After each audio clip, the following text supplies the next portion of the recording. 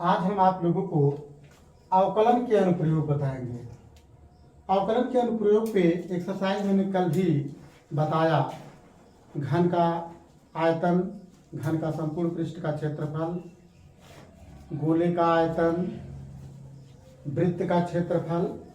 अब आप लोगों को स्पर्श रेखा और अभिलंब पढ़ना है। अवकलन के अनुप्रयोग से हम किसी वक्र की स्पर्श रेखा और उस वक्र के अभिलंब की जानकारी प्राप्त करेंगे। तो स्पर्श रेखा और अभिलंब क्या होता है?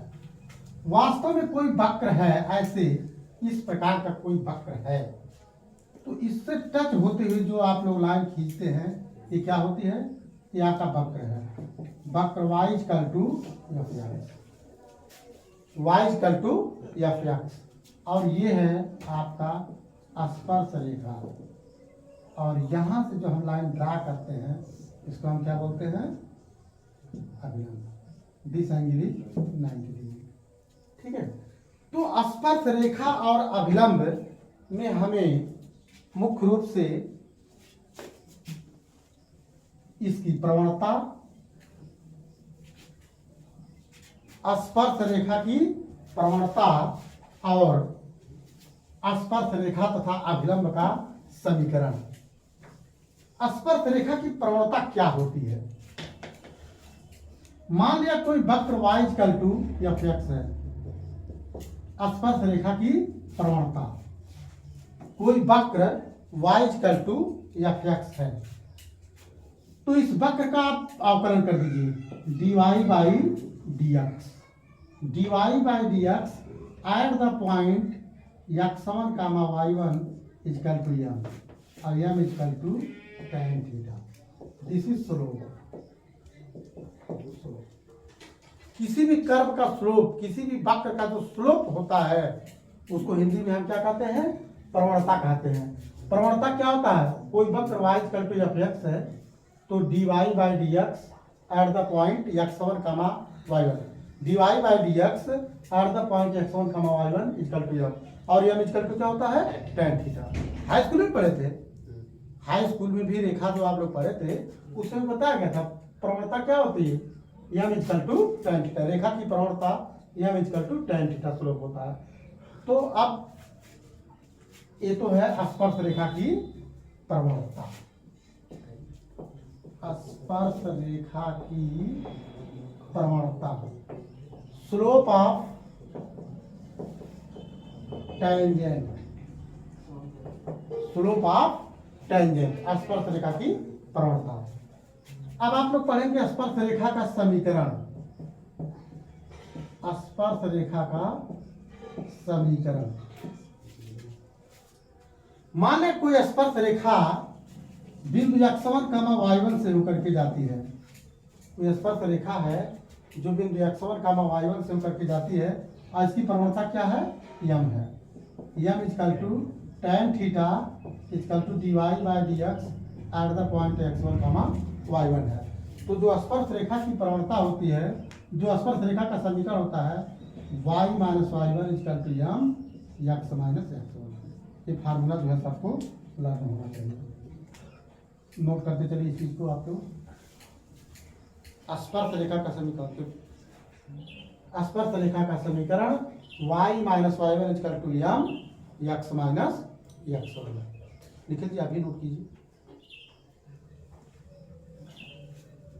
y minus y1 equal to m x minus x1। और प्रवणता क्या होती है? तो प्रवणता, और ये आप लोगों को पता चले। अब इस यम के जगह पे क्या होता है? tan थीटा भी रख सकते हैं। dy by dx at the point x1, y1 भी रख सकते हैं। जल्दी इसको नोट कीजिए, इसका स्क्रीनशॉट आप लोग ले लीजिए। अब इसके बाद आप लोग को हम बताएंगे अभिलंब का समीकरण। अभिलंब का समीकरण, इक्वेशन ऑफ नॉर्मल, इंग्लिश क्या होगी? Equation of normal. ये क्या है? इक्वेशन, ई क्यू के ऊपर हम लिख देते हैं, क्या हो जाता है? Equation, equation of tangent equation. अब देखिए इसमें क्या होता है, y minus y one equal to minus one by m x minus x one.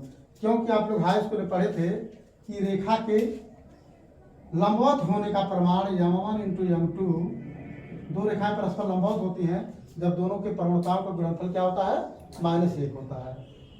m1 into m2 is equal to -1, तो m1 is equal to -1 by m2 या m2 is equal to -1 by m1।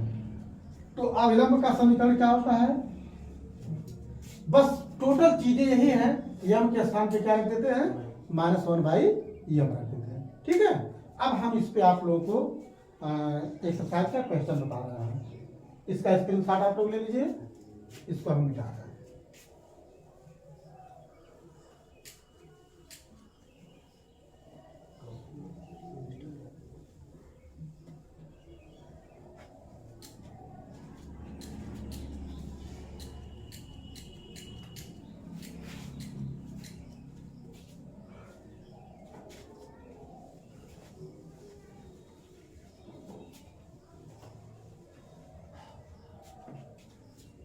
मेरा first question है exercise class 12 tangent and normal application of differentiation exercise 6.3।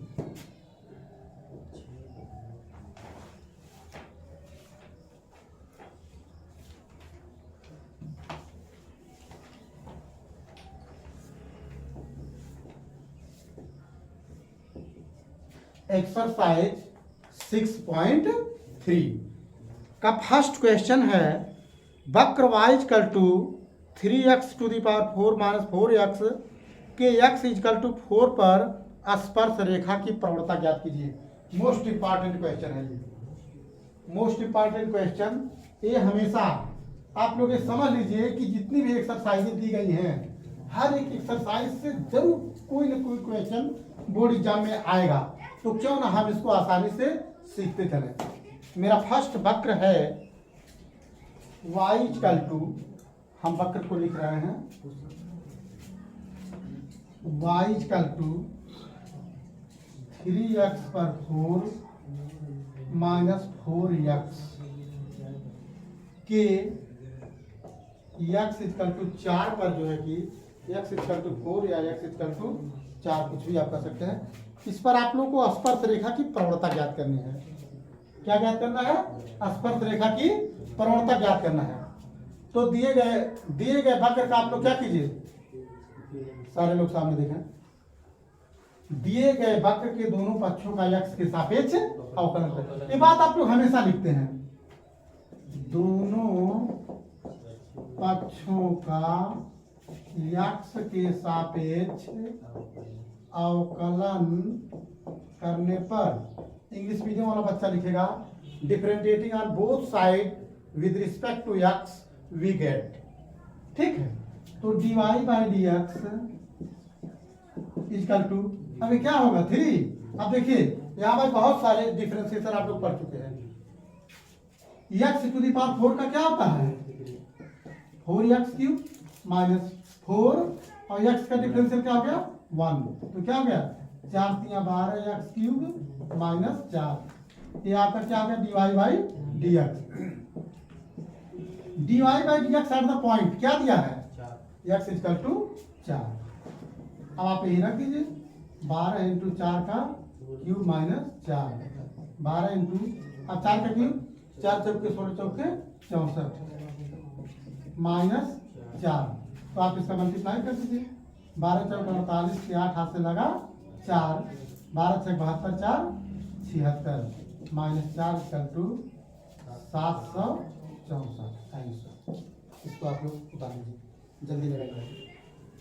कोई problem? अब आप लोग बताइए, स्पर्श रेखा की प्रवणता ज्ञात करने में ये आउट है, एक क्वेश्चन बोर्ड में छपा रहेगा, 1 नंबर वाले में या विकल्प में ये क्वेश्चन 1 या 2 नंबर वाले में आपका हमेशा आता है, इसलिए जल्दी इसको लगाइए और समझिए आप लोग।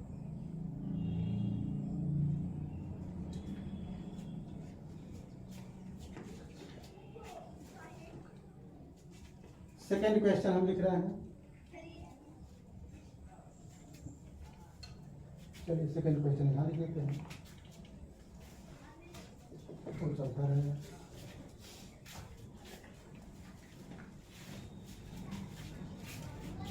Question number second,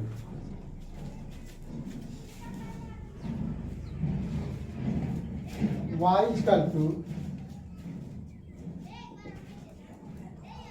x minus 1 by x minus 2, x is not equal to 2 कि x इक्वल टू 10 पर स्पर्श रेखा की प्रवणता, x इक्वल टू 10 पर स्पर्श रेखा की प्रवणता ज्ञात कीजिए।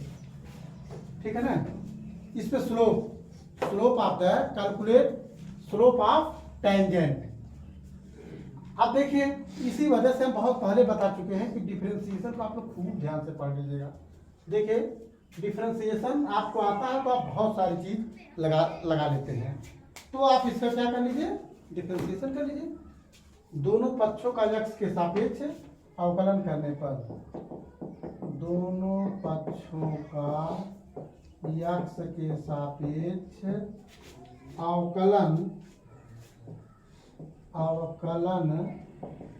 करने पर, देखिए आप लोग देखिए अंश और हर के रूप में है ना, तो dy by d x equal to हर गुणे अंश का अवकलन d by d x of x minus 1 minus अंश गुणे हर का अवकलन d by d x of x minus 2 by हर का स्क्वायर एक्स माइनस 2 का होल स्क्वायर।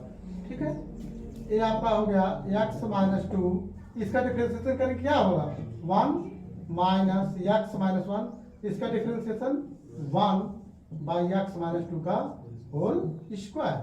अब ये आपका हो गया x minus 2 minus x plus 1 by x minus 2 का होल स्क्वायर।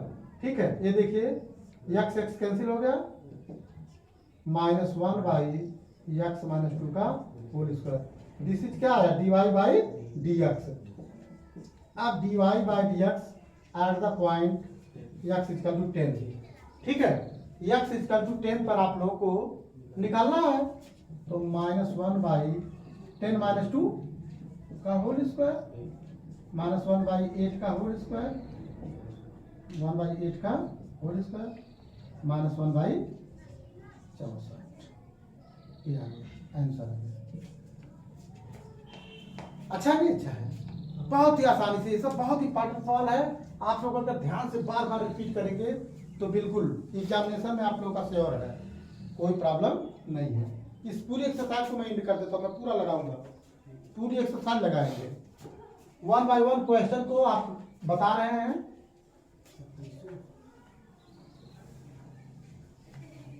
इस क्वेश्चन को आप लोग लगा लीजिए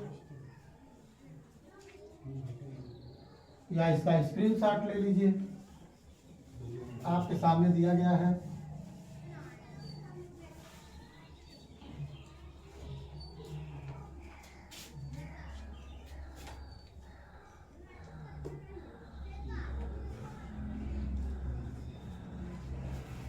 अब देखिए हमारा तीसरा क्वेश्चन क्या है,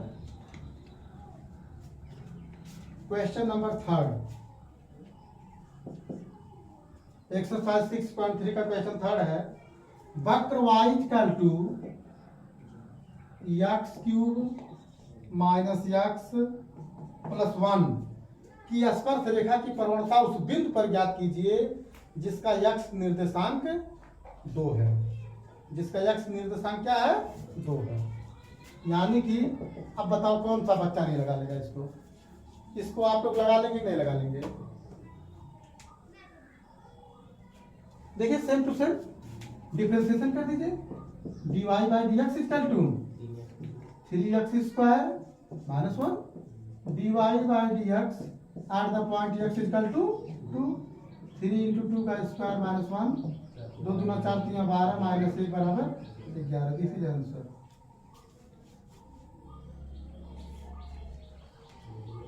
ओके, सवाल को आप लोग लगाते चलिए।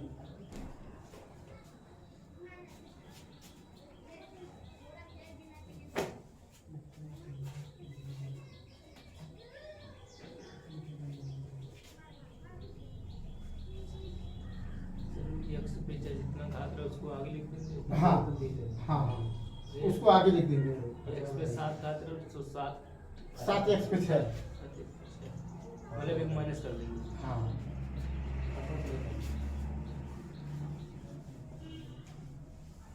आप लोग अपने बुक में नेक्स्ट क्वेश्चन देखिए। y इक्वल टू इतना की स्पर्श रेखा की प्रवणता पर बिंदु ज्ञात कीजिए जिसका x निर्देशांक 3 है। तो वही चीज है, लग जाएगा। अब देखिए हम आप लोगों को 5वां सवाल बता रहे हैं, एकदम बिल्कुल नंबर बाई नंबर आप लोग देखिए।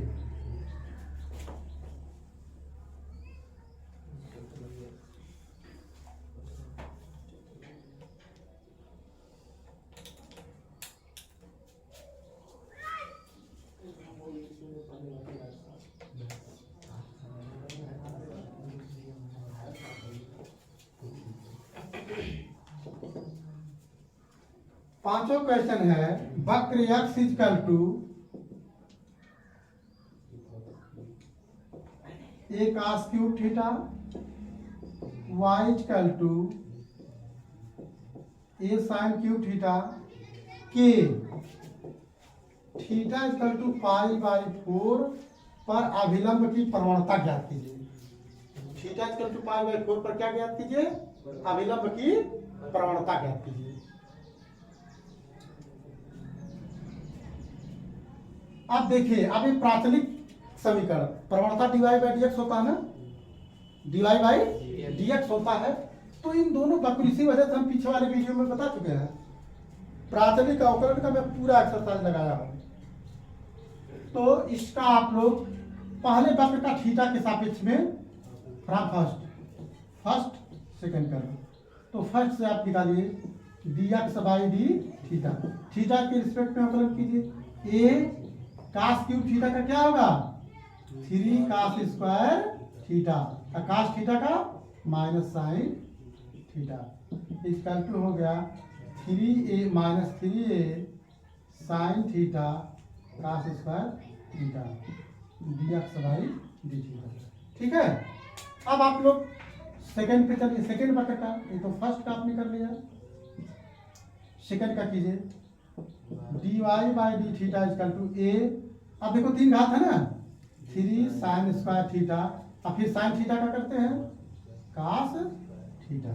ठीक है ना, equal to 3a cos theta sine square theta. अब आप क्या कीजिए, dividing second by first, dy/d theta by dx/d theta, भाग कर दीजिए।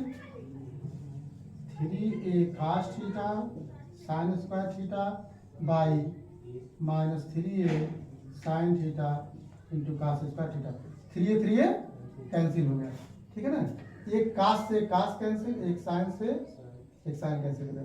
तो इसका to sine theta by cos theta, इसका टू क्या आ गया? tan थीटा आ गया। अब देखो d थीटा कट गया, तो आपका क्या होगा?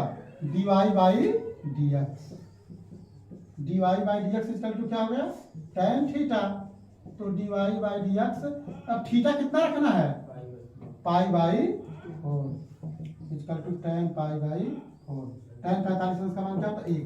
ये तो आपका क्या आ गया? ये आ गया आप लोग का स्पर्श रेखा की प्रवणता। अब अभिलंब की प्रवणता,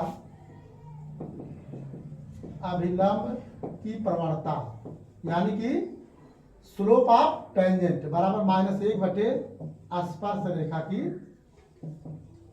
प्रवणता, -1 बटे 1 equal to -1। This is answer. यानी अभिलंब की प्रवणता क्या होगी? -1। बहुत इंपॉर्टेंट क्वेश्चन है ये, बहुत इंपॉर्टेंट, कई बार एग्जामिनेशन में आया है। ये 2 नंबर का क्वेश्चन है, इसको लगा देंगे 2 नंबर मिल जाएगा। इसका स्क्रीनशॉट आप लोग ले लीजिए, या इसको आप लोग जल्दी से नोट कर लीजिए। मेरे साथ आप लोग नोट करते चलिए और समझते चलिए, आपका जल्दी हो जाएगा।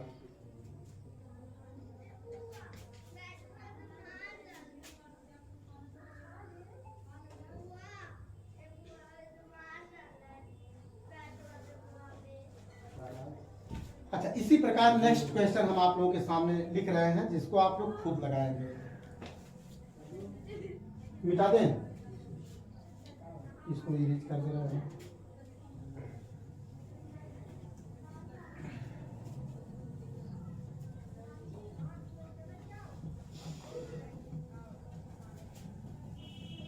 समझ में आप लोगों को आएगा, निश्चित आएगा।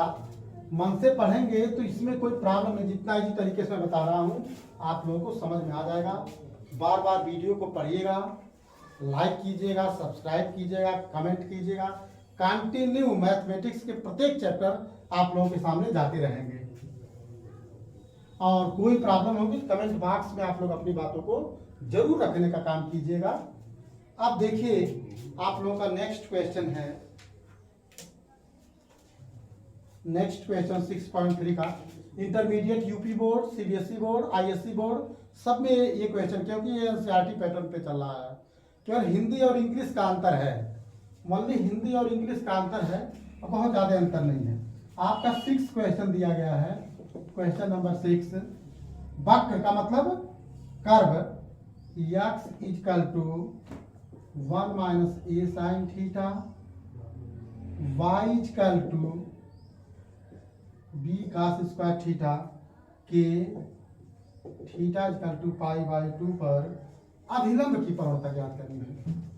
अब देखिए एग्जामिनेशन में अब यहाँ हम कह देते हैं स्पर्श रेखा एवं अभिलंब की प्रवणता ज्ञात कीजिए। ये दोनों चीजें आप लोगों से कह सकता है। तो आप लोग बताइए, सेम टू सेम जो फ्रॉम एबव क्वेश्चन बताए हैं वही चीज है कि नहीं चीज है, क्यों थोड़ा सा अंतर है। तो थोड़े से अंतर से कोई प्रॉब्लम नहीं है, लेकिन फिर भी इस क्वेश्चन को हम बता रहे हैं। फर्स्ट से आप लोग क्या निकालिए,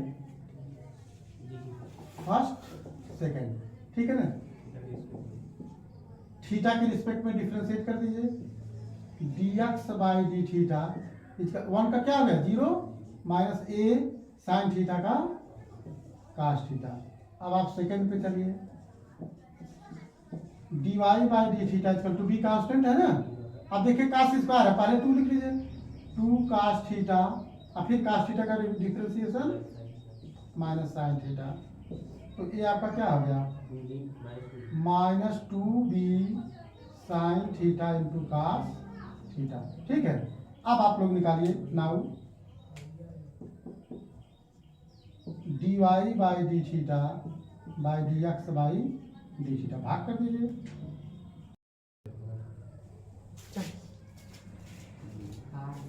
अब देखिए ये आपका डी थीटा कैंसिल हो गया, dy बाई डी एक्स आ गया, dy by d x equal to minus 2b upon a sine theta, dy by d x equal to कितने पे, theta equal to pi by 2 minus 2b upon a sine pi by 2।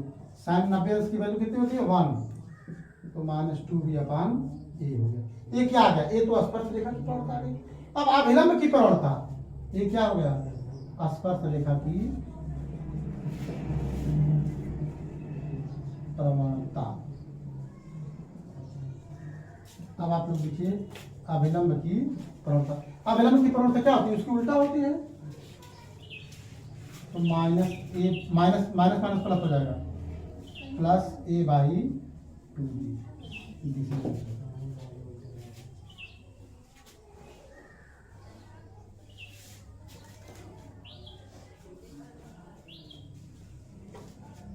एक चीजों पे आप लोगों ने ध्यान नहीं दिया, देखिए यहाँ भी माइनस था ना, यहाँ भी माइनस था, माइनस माइनस कट गया, ये प्लस आ गया, ठीक है ना।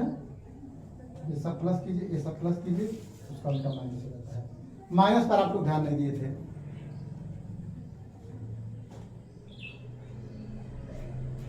ये क्वेश्चन आप लोग लगा लीजिए, बार बार इसको आप लोग देखिए, ये आप लोगों को प्रैक्टिस हो जाएगा। बहुत ही इजी एक्सरसाइज है, एकदम बोर्ड में रखा हुआ है।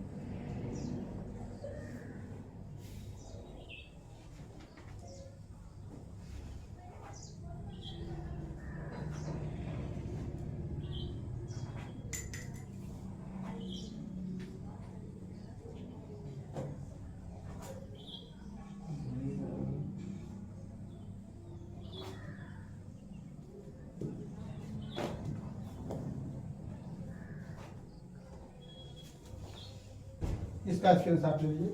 अब हम आप लोग को क्वेश्चन नंबर 7 बता रहे हैं। मेरे साथ साथ आप लोग लगाते चलिए स्टूडेंट महोदय, क्वेश्चनों को मेरे लगाते भी चलिए, समझते भी चलिए, इसमें कोई बहुत बड़ी दिक्कत नहीं है।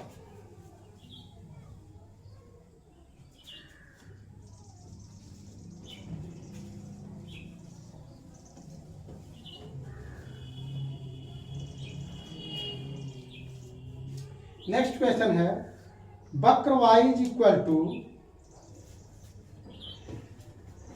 वक्र y इक्वल टू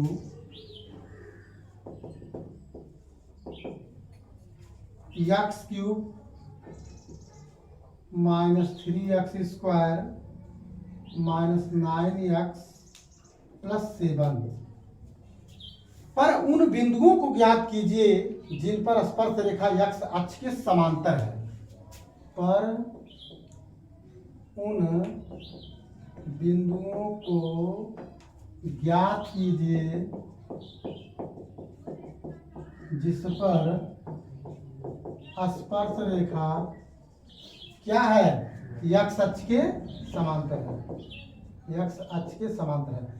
देखिए भाई कंडीशन में बताया हूं, जब स्पर्श रेखा जो होती है, जब स्पर्श रेखा x अक्ष के समांतर होती है तो dy by d x equal to क्या होता है, 0 होता है। जब स्पर्श रेखा x अक्ष के समांतर होती है तो dy by d x equal to 0। जब y अक्ष के समांतर होगी तो dx by dy equal to 0, उसका उल्टा होता है। अब देखिए आप लोगों को बिंदु ज्ञात करना है, ठीक है ना, बिंदु ज्ञात करना है, यानी कि उन बिंदुओं को ज्ञात कीजिए। बिंदु ज्ञात करना, पहले आप क्या निकालिए, d y by d x निकालिए। D y by d x equal to 3x square minus 6x minus 9, ठीक।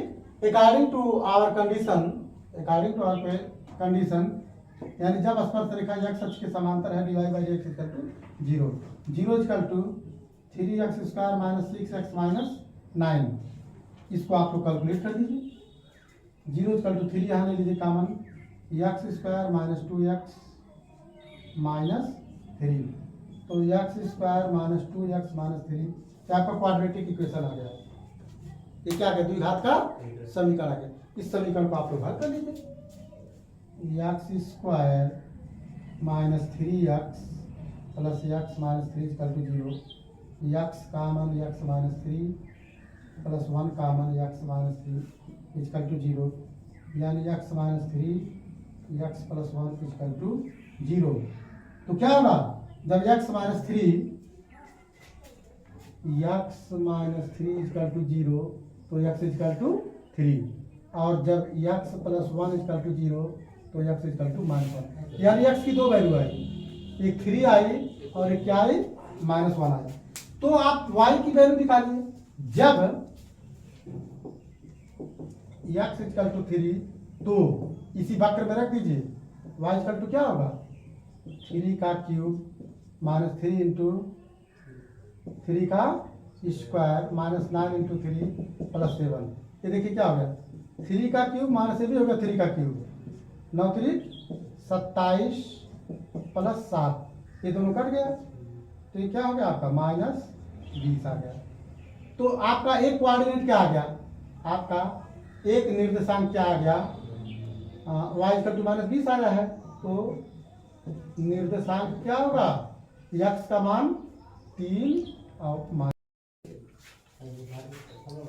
आज के वीडियो में आप लोगों को एलिफैटिक यौगिक का निचोड़ मिलेगा। आज के इस वीडियो में जितने भी क्रियात्मक समूह हैं, सभी क्रियात्मक समूह पर आधारित जितने कंपाउंड हैं, सभी कंपाउंडों को हम आपको बताएंगे। सबकी परिभाषा क्या है, सबका नाम कैसे लिखते हैं, और सबसे जो है कि कंपाउंड कैसे बनते हैं। तो हम सबसे पहले आप लोगों को एल्कीन बता रहे हैं। एल्कीन हम पिछले वीडियो में बता चुके हैं, अब हम आप लोगों को एल्कीन बता रहे हैं। एल्कीन क्या है, एल्कीन क्या है, इस चीज को आप लोग देखिए। देखिए एल्कीन और एल्काइन जो होते हैं, ये दोनों असंतृप्त हाइड्रोकार्बन होते हैं।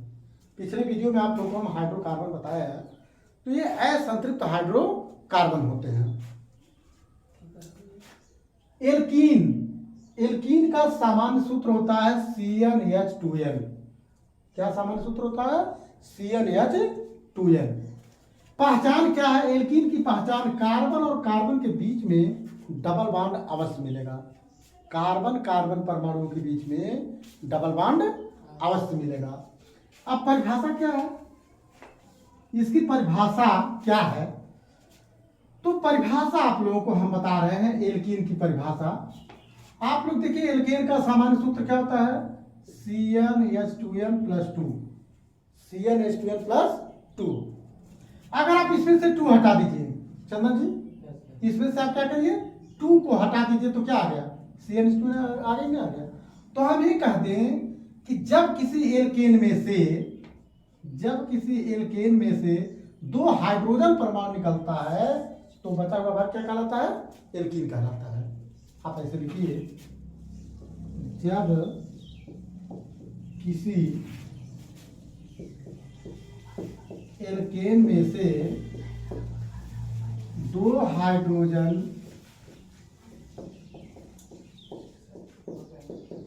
परमाणु निकलता है तो बचा हुआ भाग क्या कहलाता है? एल्कीन कहलाता है। तो एल्कीन की परिभाषा में कोई दिक्कत किसी विद्यार्थी को? एल्कीन की परिभाषा आप लोग निकालिए। अब आप लोग साधारण नाम देखिए।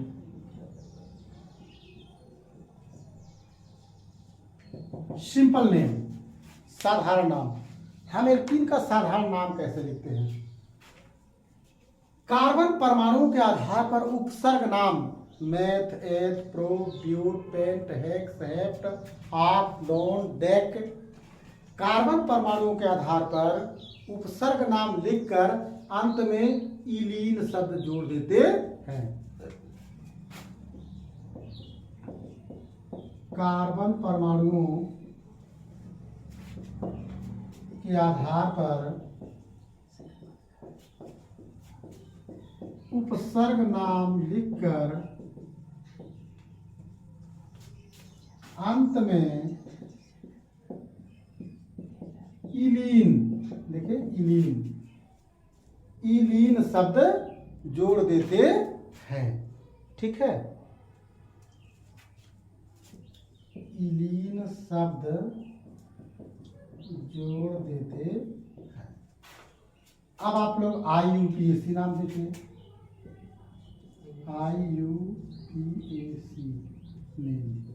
IUPAC नेमिंग कैसे करते हैं? कार्बन परमाणुओं के आधार पर सेम ऐसे लिखेंगे।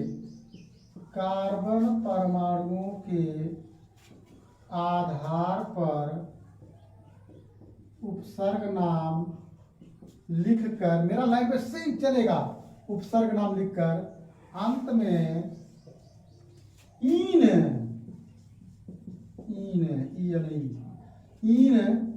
शब्द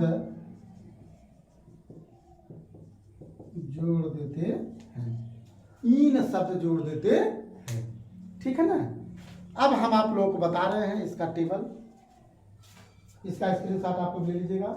ये डिफिनेशन लिखी गई है, पूरा एल्कीन के विषय में मुख्य बातें लिखी गई हैं। इसका स्क्रीनशॉट आप लोग समझाएंगे।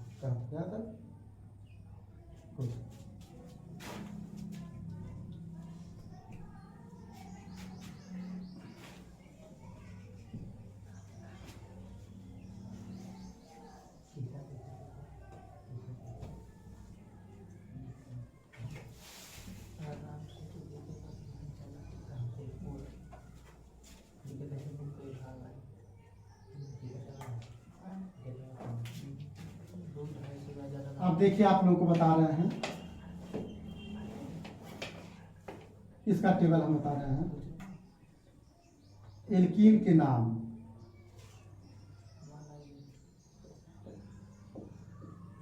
सूत्र, साधारण नाम IUPAC, IUPAC नाम या नेम, ठीक है ना। तो इसका आप लोग ऐसे टेबल बनाइए। एल्कीन का सूत्र क्या होता है? CnH2n होता है। क्या होता है? CnH2n। n equal to 1, n equal to 2, n equal to 3, n equal to 4, ETC ऐसे लिख दीजिए। तो जब 1 रखेंगे तो क्या होगा? C n के साथ पर H 2 into 1 equal to 2, CH2 आ गया। जब आप n इक्वल टू 2 रखेंगे तो क्या होगा? C2 1 को तो यहाँ लिखने की जरूरत नहीं, आप लोग घर पे करते हैं। C2H4। जब आप 3 रखेंगे तो क्या होगा? C3H6। Very good. C4H8। तो हम साधारण नाम आप लोगों को बताए हैं। साधारण नाम कैसे लिखते हैं? उपसर्ग नाम लिखकर, एक है तो क्या? मेथ प्लस इलीन बराबर मेथिलीन। ये दूसरा क्या है? Eth plus ylene equal to ethylene. Prop plus ylene equal to propylene. But plus ylene equal to ब्यूटी। अब बताइए कितना आसान है?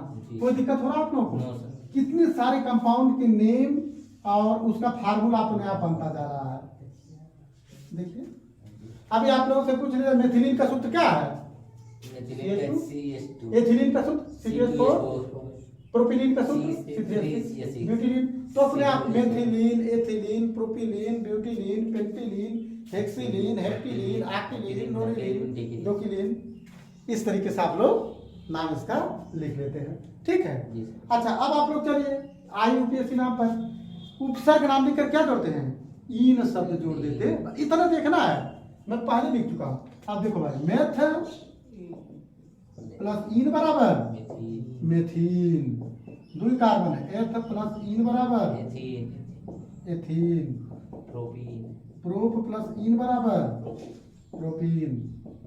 ब्यूट प्लस इन बराबर ब्यूटीन।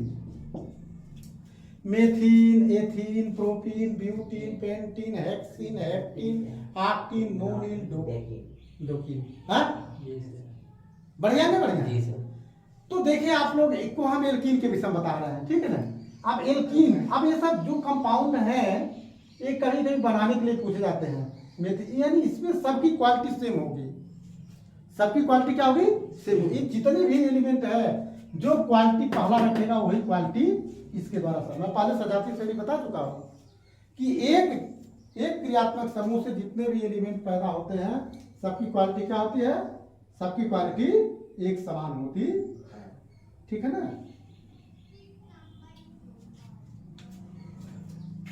अब आप लोग देखिए, इस पे अब हम आप लोग को IUPAC नाम लिखने की विधि बता रहे हैं। इसमें कहीं न कहीं डबल बॉन्ड जरूर रहेगा। ठीक है, देखिए CH3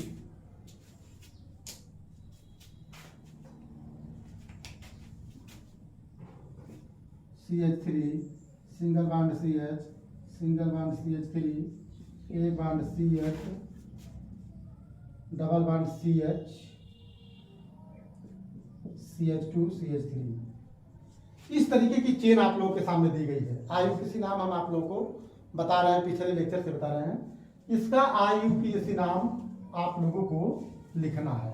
ठीक है, तो इसका IUPAC नाम आप लोग कैसे लिखेंगे? ये एग्जाम में आता है, ऐसे दे देता है कि IUPAC नाम आप लोगों को लिखना है। तो सबसे पहले आप देख रहे हैं इसमें डबल बॉन्ड है। इसके अंदर क्या है? डबल बॉन्ड है। इसका मतलब किस ग्रुप का है? एल्कीन ग्रुप का है। अब देखेंगे आप लोग कि डबल बॉन्ड किधर से करीब आ रहा है। बाएं और दाएं जो आप लोग काउंटिंग करते हैं, बाएं दाएं काउंटिंग में डबल बॉन्ड किधर से करीब आ रहा है? जी सर। 1 2 3, 1 2 3, दोनों तरफ से कहीं से भी आप कर सकते हो। तो बाएं से प्रेफरेंस हम देते हैं। जब दोनों से बराबर होता है तो प्रेफरेंस कहाँ देते हैं? बाएं से। 1 2 3 4 5 6। ठीक, अब देखिए, ये भाई आप सारे लोग सामने देखें, इस तरीके से दिए गए हैं। तो 2 नंबर पे क्या जुड़ा है? मेथिल। 2 पे क्या जुड़ा है? मेथिल। अब आप लोग देखिए 3 नंबर पे, 3 के बाद डबल बॉन्ड है ना, तो 3 नंबर पे 6 कार्बन है, तो हेक्स प्लस इन बराबर हेक्सीन। देखिए जैसे लिखते गए ना, ब्यूटीन, पेंटीन, हेक्सीन, हाँ उसी प्रकार ये इसका आप लोगों ने क्या लिख लिया? IUP, इसी नेमिंग कर लिया। ये आप लोग का एग्जाम्पल फर्स्ट है, ठीक है। अब हम इसी प्रकार एग्जाम्पल सेकेंड आप लोगों के सामने लिख रहे हैं। एग्जाम्पल नंबर सेकेंड, CH3 एक बार CH, डबल बॉन्ड CH,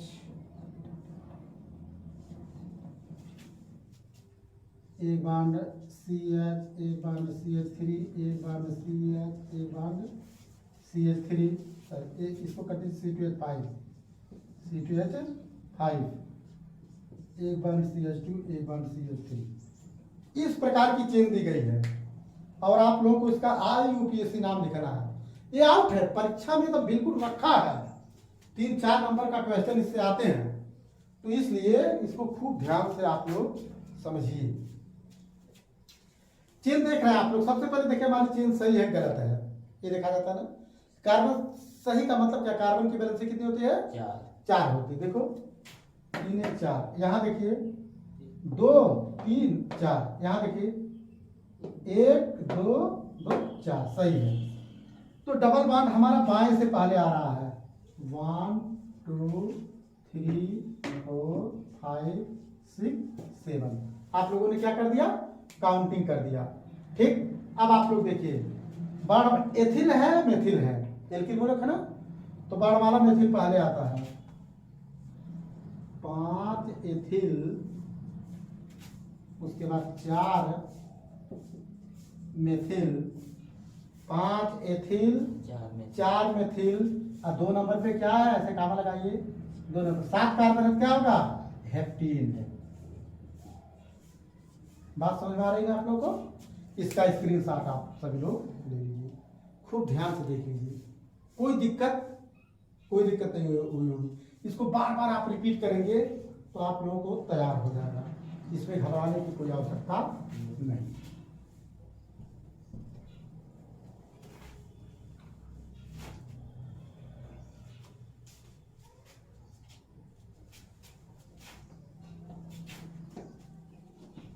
इसमें एग्जाम्पल हम करा रहे हैं, हम और भी एग्जाम्पल आप लोगों को बताएंगे।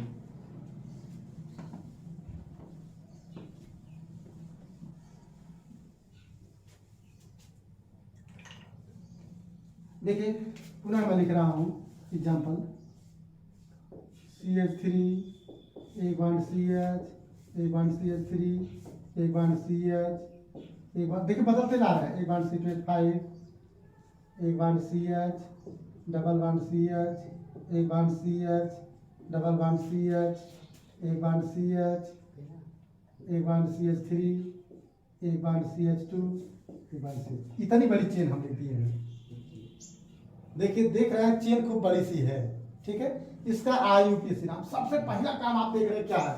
डबल बॉन्ड है ना, किस ग्रुप का है? एल्किन का, एल्किन ग्रुप का है ना। तो काउंटिंग कीजिए, डबल बॉन्ड इधर पे 1 2 3 चौथे पे आ रहा है, 1 2 3 4 पांचवें पे आ रहा है, ठीक है ना। काउंटिंग हम इधर से करेंगे, 1 2 3 4 5 6 7 8 9 10। बहुत बड़ा सा ये चेन आप लोगों के सामने है, ठीक है ना। अब देखो क्या क्या जुड़ा, एथिल पहले कहाँ जुड़ा? 8 नंबर पे क्या है?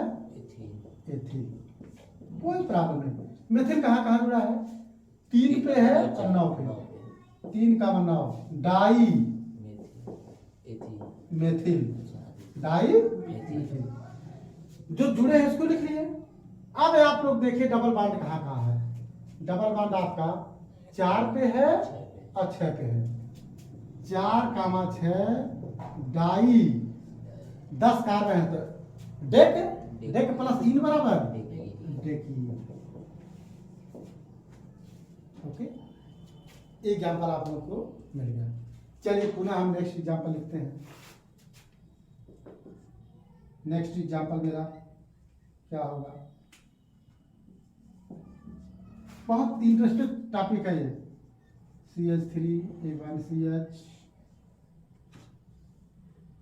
A1CH3 A1CH double bond CH A1CH A1C2H5 A1CH double bond CH ऐसे चेन दी गई है। तो सबसे पहला काम क्या है, आप देखेंगे कि इसके अंदर डबल बॉन्ड है, इसके अंदर क्या है, डबल बॉन्ड है। तो काउंटिंग, इसकी सबसे पहला काम काउंटिंग 1 2 नंबर पे है। और जब इधर से करेंगे 1 2 3 नंबर पे है। काउंटिंग इधर से होगी ना, 1 2 3 4 5 6 7 8, ठीक है ना। आप लोग इसका क्या कर लिए, काउंटिंग क्या कर लिए। तो देखिए यहाँ पे क्या क्या, कहाँ पे क्या क्या जुड़ा है, 4 पे थी। आप ही लोग बताएंगे जी सर। आप लोग जो बताएंगे हम लिखते जाएंगे, हमको इतनी वो नहीं है, 7 पे आप लोग के पास ज्यादा नॉलेज है। 7 पे मेथिल। 7 पे मेथिल, वेरी गुड। 7 पे क्या है, मेथिल। मेथिल हो गया। अब देखिए डबल बॉन्ड कहाँ का, 2 पे है जी सर। और 5 पे 5 पर है। तो 2 5 डाई डाई 8 है, तो 8 प्लस 3 बराबर। 3। हमें उम्मीद है कि इस पे आधारित जितने भी एग्जाम्पल रहेंगे उन एग्जाम्पलों को आप लोग कर लीजिएगा। एल्काइन, एल्काइन का सामान्य सूत्र होता है CnH2n-2। पहचान क्या होता है, कार्बन कार्बन के बीच में ट्रिपल बॉन्ड अवश्य पाया जाता है। परिभाषा क्या होगा, इसकी परिभाषा एकदम बिल्कुल इजी है कि जब एल्कीन है, ये क्या है, एल्कीन है, तो जब किसी एल्कीन में से 2 H परमाणु निकलता है, इसमें हम क्या कर दे रहे हैं, -2।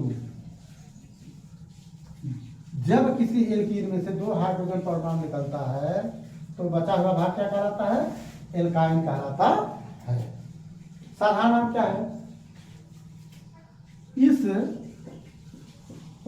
श्रेणी का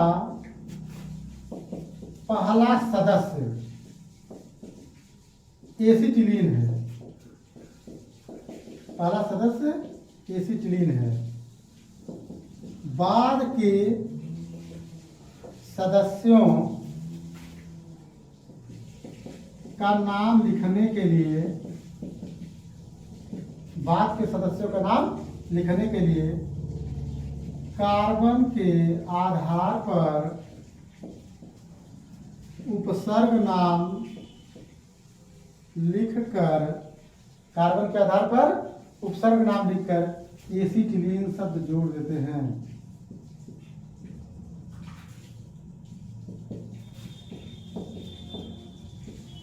एसिटिलीन शब्द जोड़ देते हैं।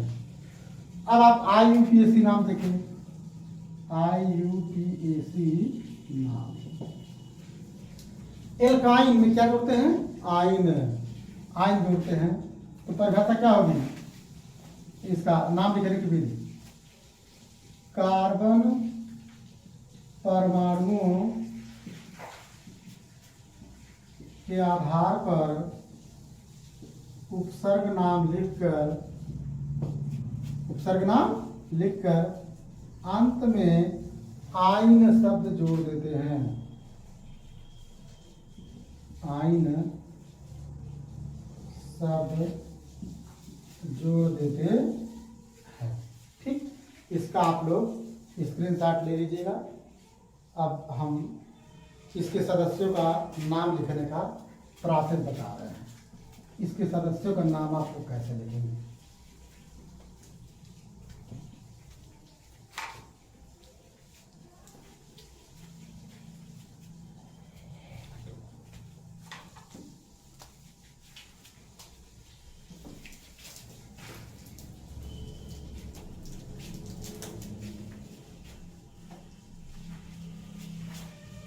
अब हम 3 कॉलम बना रहे हैं।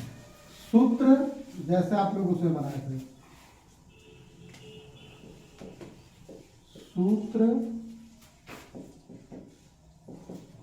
साधारण नाम और IUPAC नाम।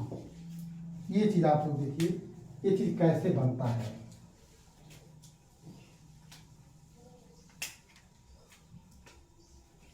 सूत्र क्या है? CnH2n-2। ठीक, एक रखने पर कुछ नहीं बनेगा, n बराबर 1 पर कुछ भी नहीं बनेगा, क्योंकि हार्डवेयर नहीं ले जाएगा। ठीक, आप n=2 रखिए, n=3, n=4, n=5। तो जब आप इसको रखेंगे तो n=1 रखने पे क्रॉस कुछ नहीं। जब आप n=2 रख रहे हैं, C2H 2 दूना 4, 4 में से 2 गया 2। 3 जब रख रहे हैं, C3H 3 दूना 6 में से 2 गया 4। C4H 6, ऐसे 2 2 बढ़ता जा रहा है। C5H 8। अब हम क्या बता रहे हैं, इस श्रेणी का पहला सदस्य क्या है? एसिटिलीन है, एसिटिलीन। C2H2 का क्या नाम है? एसिटिलीन। अब देखिए 3 कार्बन है, प्रोप प्लस एसिटिलीन। ये क्या होगा? But plus acetylene, pent plus acetylene. Acetylene हो गया, ये हो गया प्रोपे सिटिलीन। ब्यूट प्लस एसिटिलीन बराबर ब्यूटे सिटिलीन। ठीक है, ब्यूटे सिटिलीन। आइए क्या आ जाएगा? पेंटे सिटिलीन। अब आप लोग IUPAC नाम को देखिए। 2 कार एथ प्लस आइन, आइन सब जोड़ते हैं ना, एथ प्लस आइन, ब्यूट प्लस आइन। ठीक है ना, और ये हो जाएगा, तो एक आगे को meth plus yne, meth plus yne. ये हो जाएगा pent plus yne. Methyne, ethyne, butyne, pentyne. इस प्रकार से आप लोग इस नाम को,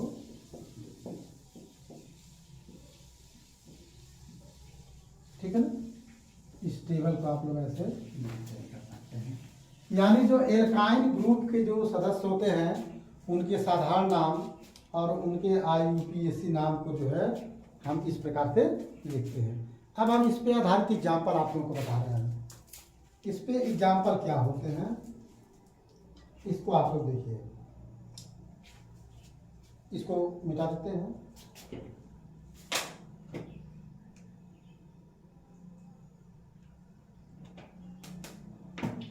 बहुत इजी, सारे के सारे एक फंडा पे आधारित हैं। किसी भी बुक में आप इस तरीके से नहीं पा सकते जिस तरीके से हम आपको बता रहे हैं। इसलिए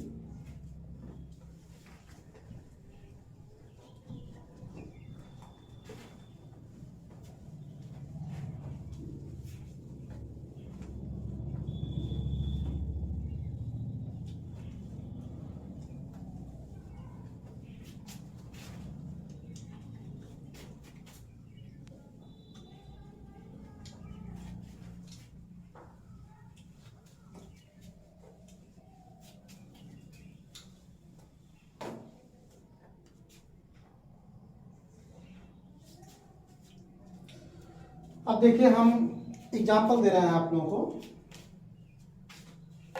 इसका एग्जाम्पल क्या है?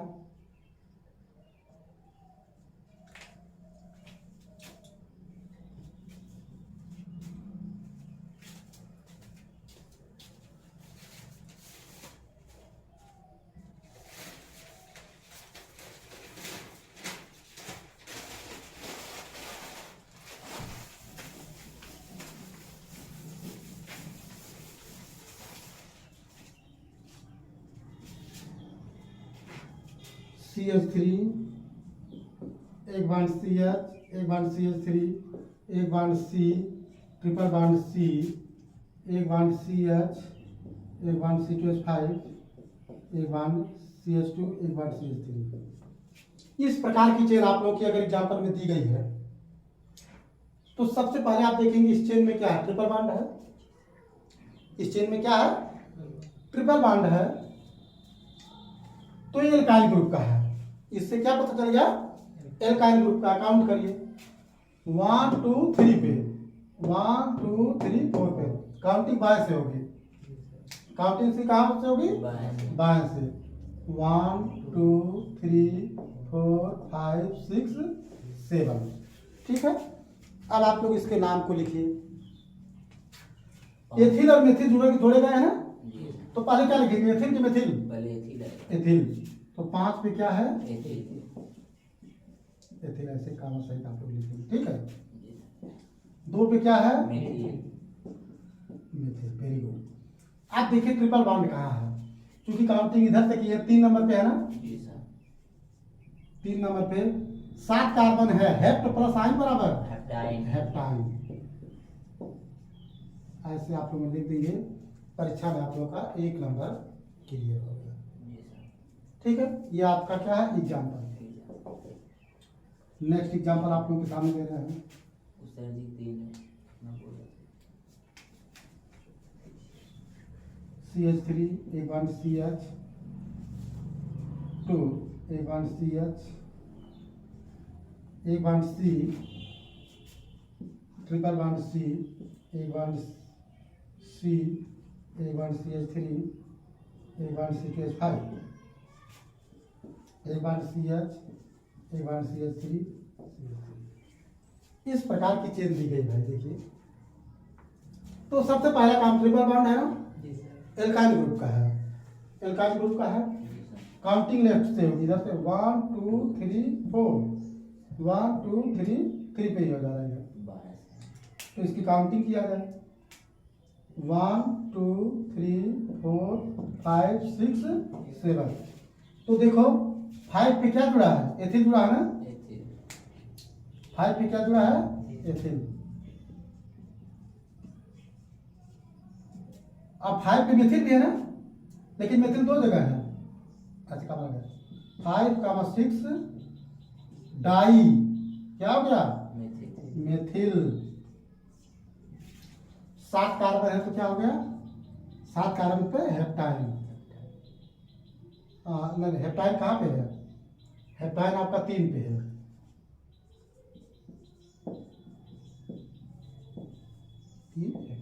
ठीक, ऐसे लिखेंगे। चलिए फिर नेक्स्ट एग्जांपल आप लोगों को दे रहे हैं।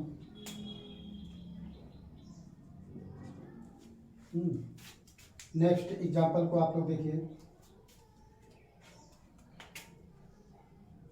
CH3, एक bond C, triple bond C, एक bond C, triple bond C, एक बॉन्ड CH, नहीं एक बॉन्ड C, एक बॉन्ड CH3, एक बॉन्ड C2H5, एक बॉन्ड CH, एक बॉन्ड CH3, एक बॉन्ड CH3। इसमें आप लोग देख रहे हैं ट्रिपल बॉन्ड 2 जगह है। जी सर। इसमें ट्रिपल बॉन्ड कितने जगह है, 2 जगह। काउंटिंग यहीं से कर लीजिए आप लोग, 1 2 3 4 5 6 7 8।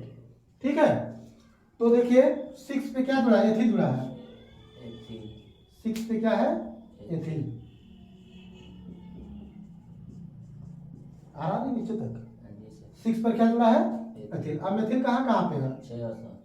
6 7, 6 कामा 7, डाई। डाई मेथिल, तीन। Di methyl. एथिल। अब देखिए ट्रिपल बॉन्ड कहाँ कहाँ पे है, 2 कामा 2 पे है, 4 पे है। 2 कामा 4 डाई। डाई। 8 कार्बन है तो ऑक्टाइन। कटाइन नहीं, ऑक्टाइन। ऑक्टाइन। 2 4 डाई ऑक्टाइन। तो इसके एग्जाम्पल हैं।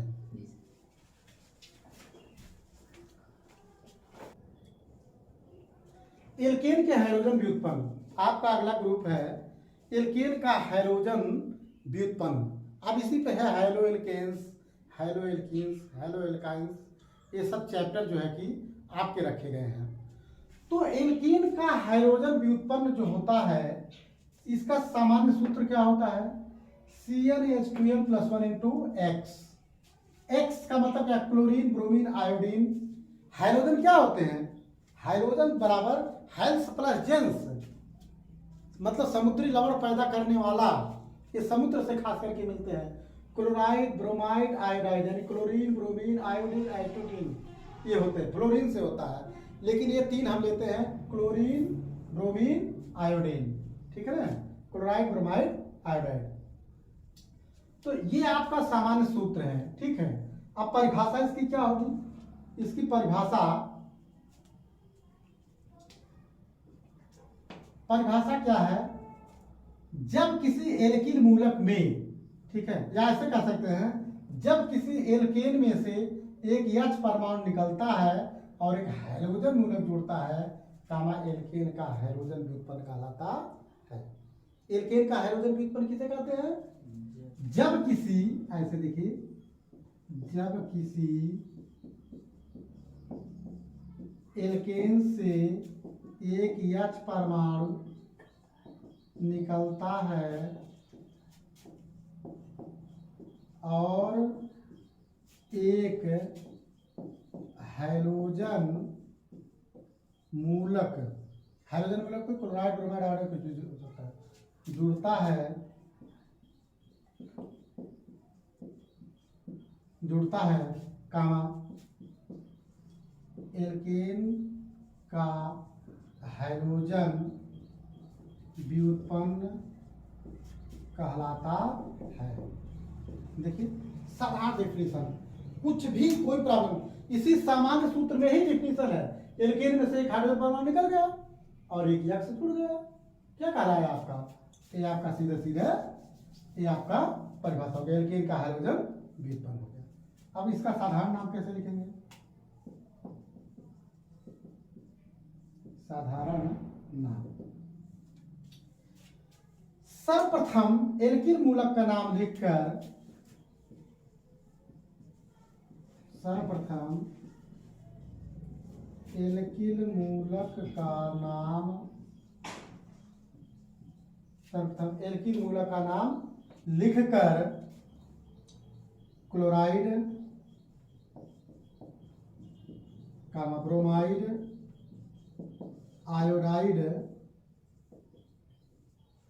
आदि शब्द जोड़ देते हैं। ठीक। अच्छा, अब IUPAC नाम देखिए, IUPAC नाम, सब जितने भी ग्रुप हम पढ़ाएंगे सब ऐसे ही पढ़ाएंगे। किसी भी बुक में आपको आपको मिल नहीं सकता ऐसा। आज सब एकदम आपको आसानी से क्लियर होता चला जाएगा, बहुत ही आसानी से, ज्यादा आपको समय नहीं देना है इसको याद करने में। IUPAC नाम इसका क्या होगा? सर्वप्रथम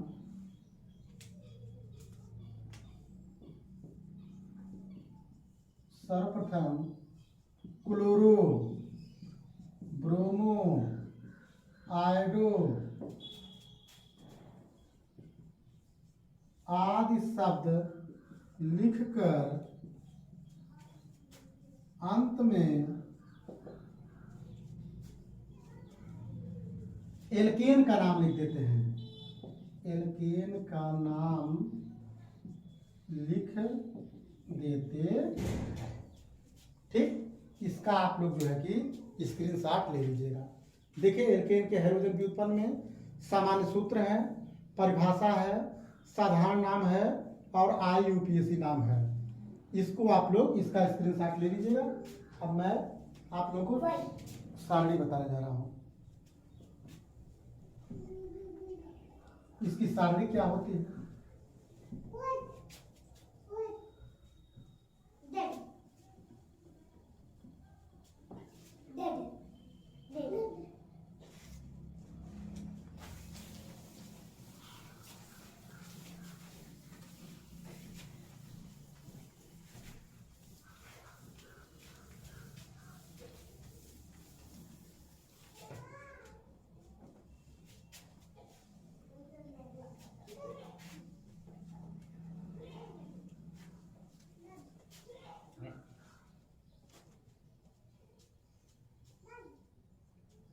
जाओ नहा लो जाओ।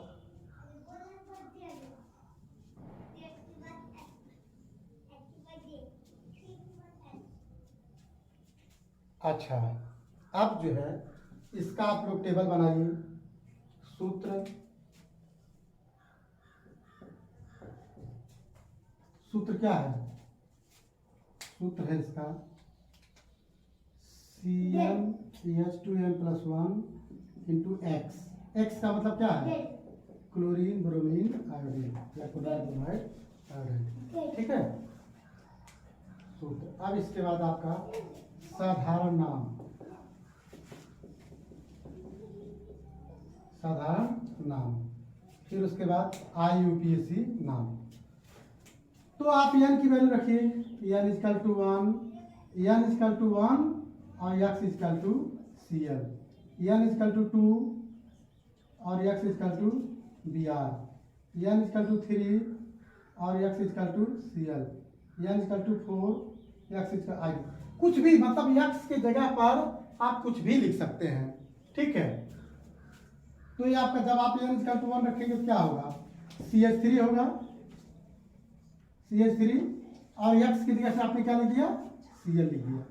n इजकल टू जब 2 रखे तो क्या होगा? C2H5, यहाँ पे ब्रोमीन रख दिया। n equal to 3 plus C3H7 Cl हो गया, C4H9 I हो गया।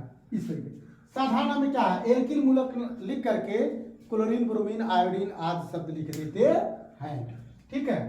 तो मेथिल, देखिए मेथिल प्लस क्लोराइड बराबर methyl chloride, chloride. Ethyl bromide, ये सब मेन कंपाउंड सब बनाएंगे, ये सब एग्जाम में आता है। Propyl chloride, very good. देखिए इसका सूत्र आप लोग अपने आप बना लेना। ब्यूटिल आयोडाइड,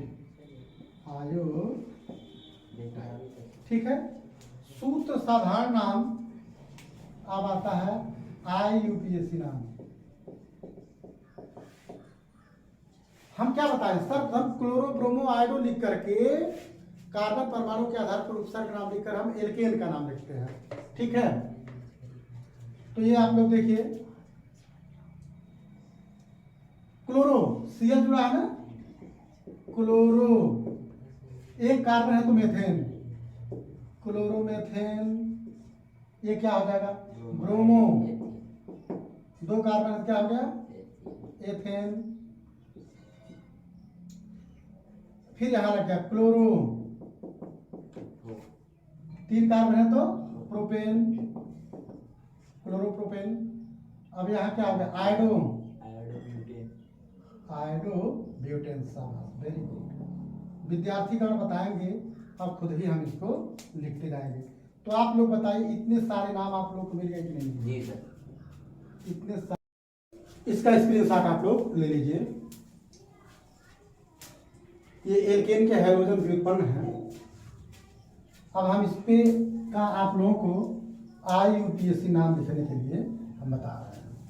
इसके IUPAC नेम को आप लोग कैसे लिखेंगे?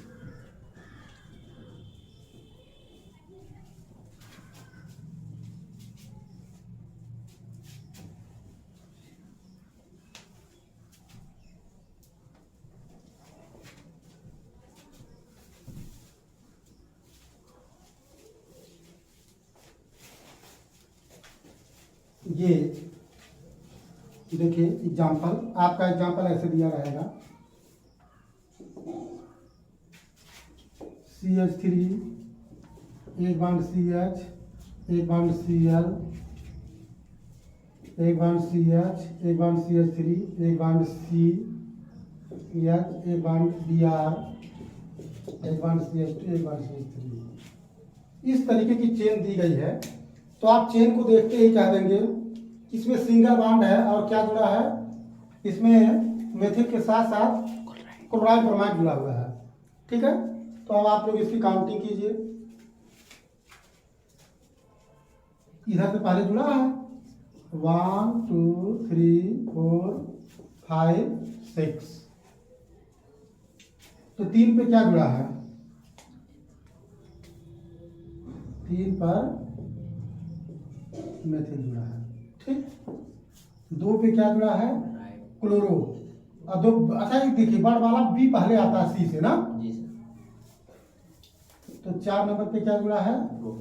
ब्रोमो। 4 पे क्या जुड़ा है? ब्रोमो। इसको आप इंग्लिश में भी लिख सकते हो, जी सर। ये मत सोचेगा कि हिंदी इंग्लिश की वजह से अंतर है।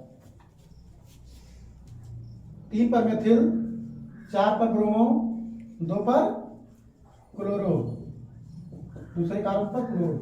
आप बताओ कुल 6 कार्बन है, क्या हो गया? हेक्सेन। आगे कुछ नहीं, ठीक। फिर हम आप लोग को नेक्स्ट एग्जाम्पल बता रहे हैं।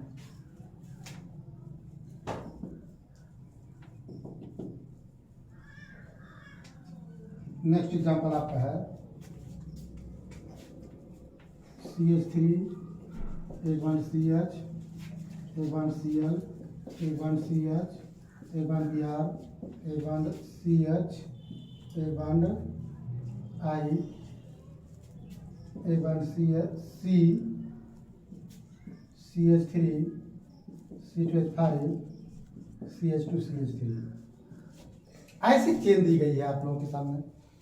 तो चेन में क्या है? ये तो मेथिल एथिल जुड़ ही सकता है, लेकिन इसमें क्लोरो ब्रोमो आयरो जुड़ा हुआ है। इसका मतलब यह किस ग्रुप का है? एल्केन के हाइड्रोजन व्युत्पन्न ग्रुप का है। तो काउंटिंग कर लीजिए, इसकी काउंटिंग 1 2 3 4 5 6 7 5 एथिल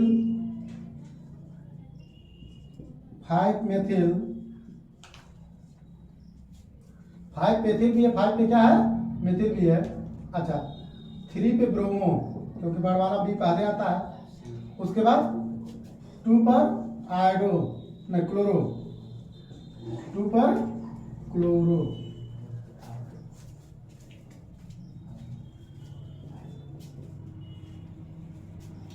4 पर आयोडो, अंतिम में 7 कार्बन है, तो क्या हो गया? हेप्टेन।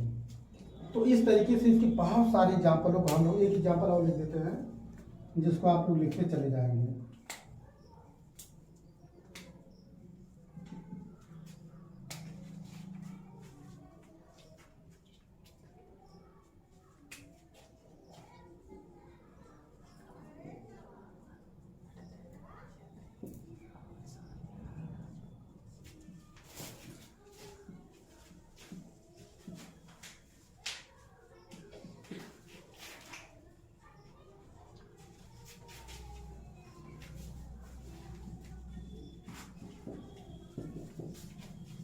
ये चेन है भाई, यहां से ये चेन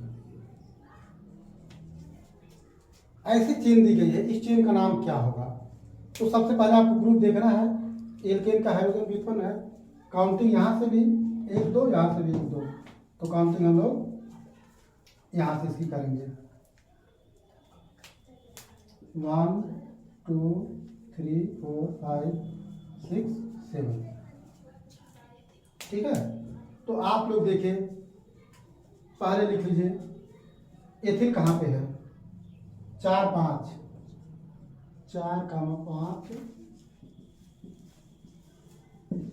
4 5 डाइएथिल। मेथिल कहाँ कहाँ पे है? 4 6 डाई मेथिल। इसको आप आगे पीछे से कोई दिक्कत नहीं, गलत नहीं माना जाता आपका, कुछ भी लिख सकते हैं हम। 3 पे ब्रोमो,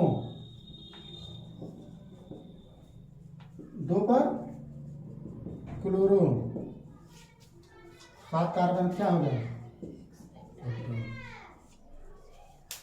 इस चीज का आप लोग स्क्रीनशॉट ले लीजिएगा, लिखिएगा।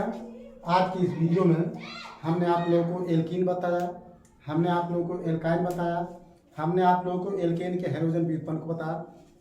अभी कई ग्रुप बताने हैं, तो जो आगे के ग्रुप हैं एल्कोहल, कीटोन, एल्डिहाइड, कार्बोक्सिलिक अम्ल, oil chloride, amine, amide, ester, ether, इन सारे ग्रुपों को हम अगले वीडियो में आप लोग को देने का काम करेंगे।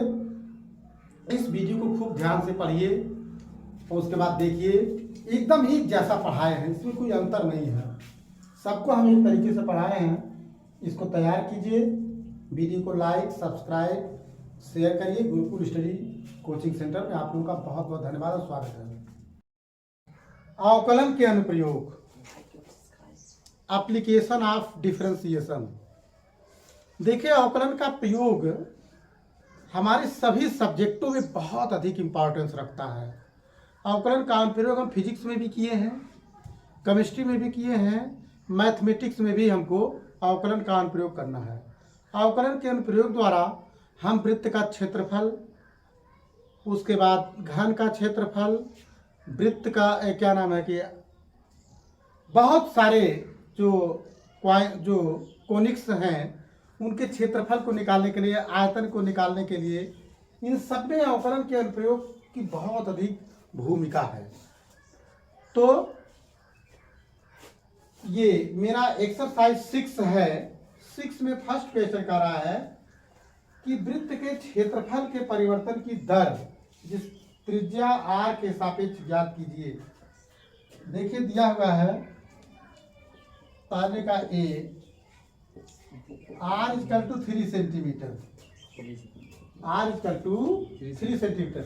वृत्त के क्षेत्रफल के परिवर्तन की दर, परिवर्तन की दर को हम क्या कहते हैं? d/dt कहते हैं। दर का मतलब रेट ऑफ चेंज, परिवर्तन की दर। तो क्षेत्रफल के परिवर्तन की दर ज्ञात कीजिए। ठीक है, तो क्षेत्रफल क्या है? a है। वृत्त का क्षेत्रफल a होता है। वृत्त का क्षेत्रफल बराबर πr²। वृत्त का क्षेत्रफल क्या होता है? πr²। तो क्षेत्रफल के परिवर्तन की दर, दर का मतलब d/dt, दोनों पक्षों का t के सापेक्ष अवकलन करने पर dA/dt बराबर d/dt of πr²। Pi constant है। d/dt of r², pi r² का क्या होगा? 2r dr/dt, 2r dr/dt। ये हो गया आपका dA/dt। ठीक है, ये आ गया आपका dA/dt। तो वृत्त के क्षेत्रफल के परिवर्तन के साथ त्रिज्या r के सापेक्ष करना, सारी किसके सापेक्ष करना है? r के सापेक्ष करना है। तो आप क्या निकालेंगे? dA/dr निकालेंगे। तो जब आप dA/dr निकालेंगे तो क्या हो जाएगा आपका? सीधा सीधा 2πr, 2π और r का मान कितना दिया है? 3, तो हो गया 6π। ठीक, इसका सेकेंड पार्ट कर रहा है r = 4 सेंटीमीटर। ये तो फर्स्ट पार्ट हो गया, सेकेंड पार्ट है 4 सेंटीमीटर। तो वृत्त का क्षेत्रफल क्या होता है? a = πr², dA/dr = पाई और r² का क्या होगा? 2πr। 2π, r की वैल्यू कितनी है? 4, 8π। क्या हो गया? 8π। ये होता है आपका सेंटीमीटर स्क्वायर। क्षेत्रफल जो होता है, क्षेत्रफल का मात्रक क्या होता है? सेंटीमीटर स्क्वायर और मीटर स्क्वायर। क्योंकि सेंटीमीटर में दिया क्या हो गया? Centimetre square. और त्रिज्या का भी मात्रक क्या होता है? सेंटीमीटर। तो सेंटीमीटर स्क्वायर पर सेंटीमीटर, ये भी इस हिसाब से क्या होगा? सेंटीमीटर स्क्वायर पर सेंटीमीटर। ठीक है, इस हिसाब से इसका आंसर हो जाएगा। इस क्वेश्चन को आप लोग लगा सकते हैं। क्वेश्चन को आप लोग उतार लीजिए।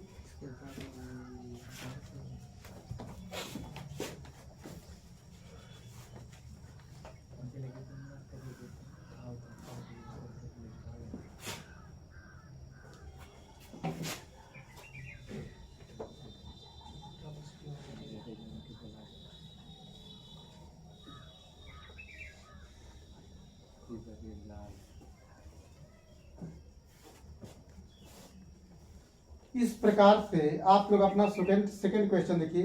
एक घन का आयतन 8 सेंटीमीटर क्यूब प्रति सेकंड की दर से बढ़ रहा है। पृष्ठ क्षेत्रफल किस दर से बढ़ रहा है, जबकि घन के किनारे की लंबाई कितनी है, 12 सेंटीमीटर दी गई है।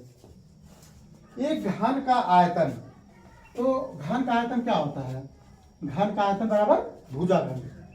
घन का आयतन बराबर क्या होता है, भुजाघन।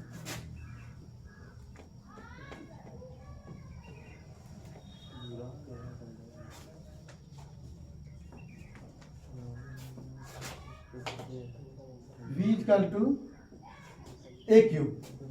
मान लिया घन की भुजा क्या है, ए है, घन के प्रत्येक कोण की भुजा ए है, तो घन का आयतन बराबर भुजा घन। ठीक है, तो 8 सेंटीमीटर क्यूब प्रति सेकंड की दर से बढ़ रहा है। निकालिए आप लोग dv बटे dt बराबर d by d t of a cube का क्या हो गया, 3a square d a by d T. ठीक है, और dv बाई डी टी का मान कितना दिया गया है, 8 सेंटीमीटर क्यूब प्रति सेकेंड। ठीक है, 8 सेंटीमीटर प्रति क्यूब सेकेंड। तो dA by d t equal to 8/3a square. dA बटे डी टी बराबर 8a/3a स्क्वायर।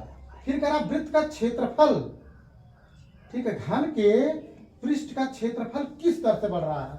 आप बताइए घन के पृष्ठ का क्षेत्रफल क्या होता है, घन के पृष्ठ का क्षेत्रफल 6 गुणे हो जाए स्क्वायर, तो ds by d t equal to 6a square का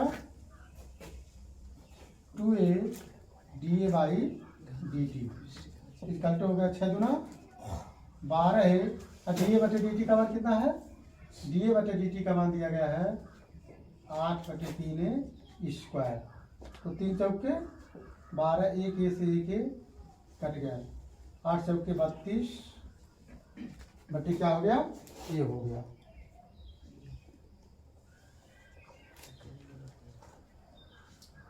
बत्तीस बटे ए, और ए का मान कितना दिया गया है, घर के किनारे की लंबाई 12 सेंटीमीटर, चूंकि ए इक्वल टू 12 सेंटीमीटर, तो 32 बटे 12।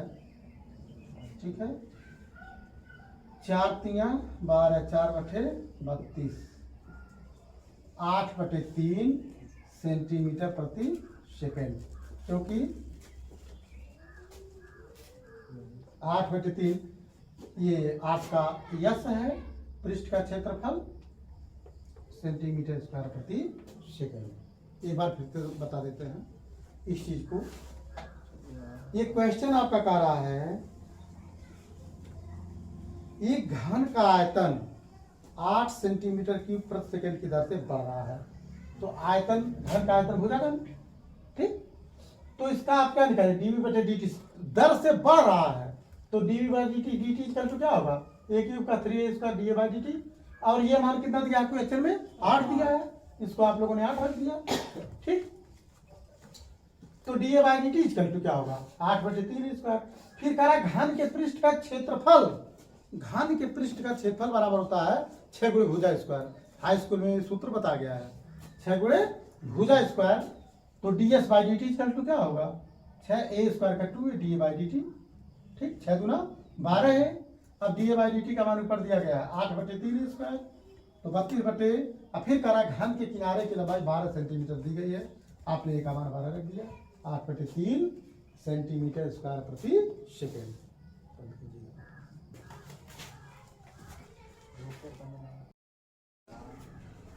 तीसरा क्वेश्चन आप लोग देखिए,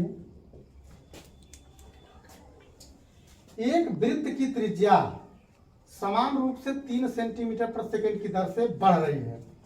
तो वृत्त की त्रिज्या r होती है ना, वृत्त की त्रिज्या 3 सेंटीमीटर प्रति सेकेंड की दर, 3 सेंटीमीटर प्रति सेकेंड की दर, यानी कि dr बाई डी टी।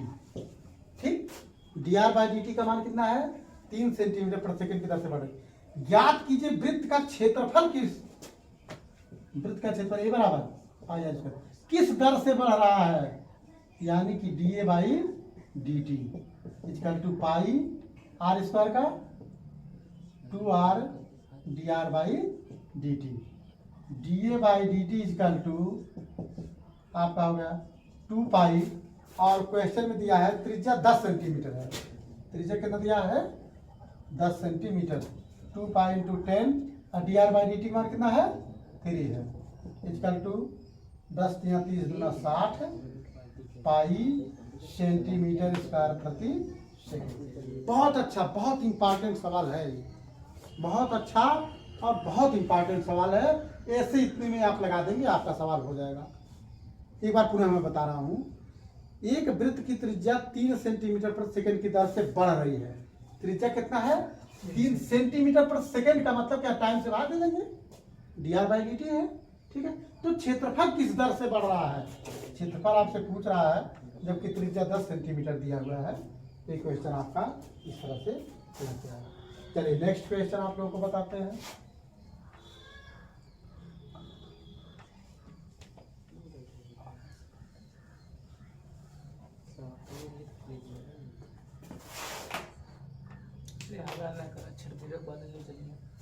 एक परिवर्तनशील घन का किनारा, एक परिवर्तनशील घन का किनारा 3 सेंटीमीटर प्रति सेकंड की दर से बढ़ रहा है। घन का किनारा है, समझ रहे हो ना। तो घन में कितनी भुजाएं होती है, 6 भुजाएं होती हैं जी सर। घन के अंदर जो है 6 भुजाएं होती हैं। तो एक परिवर्तनशील घन का किनारा यानी घन की भुजा ए है, ठीक है, 3 सेंटीमीटर प्रति सेकंड की दर, तो डी ए बटे डी टी आप कह देंगे नहीं कह देंगे, कह देंगे ना, किस दर से बढ़ रहा है। घन का आयतन किस दर से बढ़ रहा है, घन का आयतन बराबर भुजा घन किस दर से बढ़ रहा है, d v by d t, a cube equal to d by d t of a cube equal to हो गया 3a square d a by d t, 3a square d, जबकि घन का किनारा कितना लंबा है 10 centimetre, a equal to 10 centimetre. तो देखिए 3a square d a by d t का मान कितना है 3 इजकल टू 9a स्क्वायर। अब a की वैल्यू कितनी है 10, 10 नवा 90 सेंटीमीटर क्यूब प्रति सेकंड। आयतन का मात्रक आपका लंबाई गुणे चौड़ाई गुणे ऊंचाई, ठीक है ना, मीटर क्यूब सेंटीमीटर में दिया सेंटीमीटर क्यूब प्रति सेकंड। समझ में आ गया। देखिए कितने आसानी से आप लोग सवाल लगाते चल रहे हैं। पुनः मैं नेक्स्ट क्वेश्चन बता रहा हूँ। मेरा अगला क्वेश्चन क्या कह रहा है,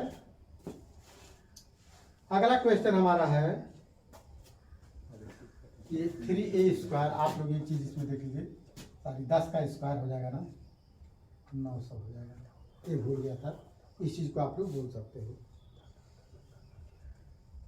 फिर आपका क्वेश्चन है, एक स्थिर झील में एक स्थिर झील में एक पत्थर डाला जाता है और तरंगे वृत्तों में 5 सेंटीमीटर प्रति सेकंड से गति करती हैं, ठीक है ना, 5 सेंटीमीटर प्रति सेकंड की गति से चलती हैं।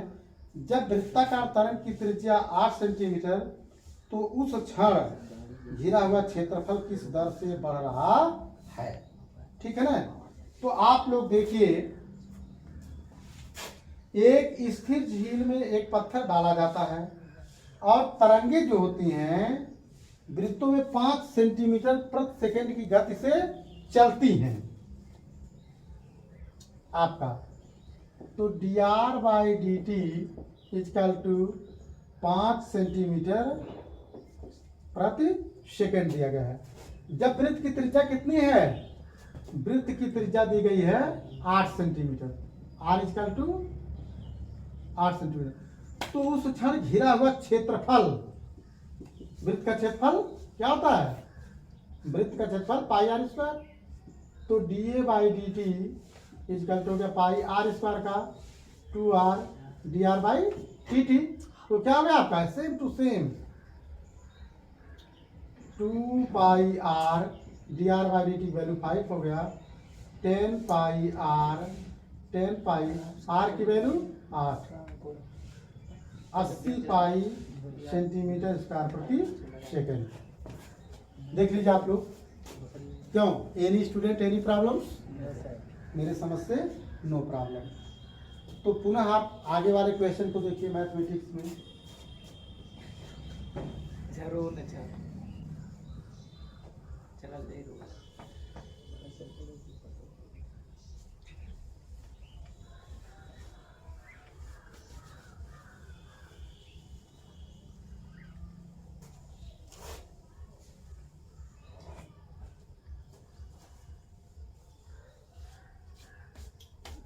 तो इस प्रकार मुझे उम्मीद है कोई भी क्वेश्चन रहेगा आप लोग इसको लगा लेंगे।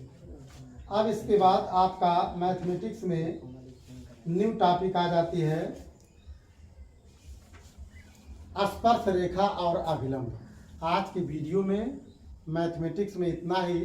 इसके नेक्स्ट वीडियो में आप लोगों को हम स्पर्श रेखा और अभिलंब को पढ़ाएंगे। वीडियो को लाइक, सब्सक्राइब, शेयर, कमेंट करना ना भूलें।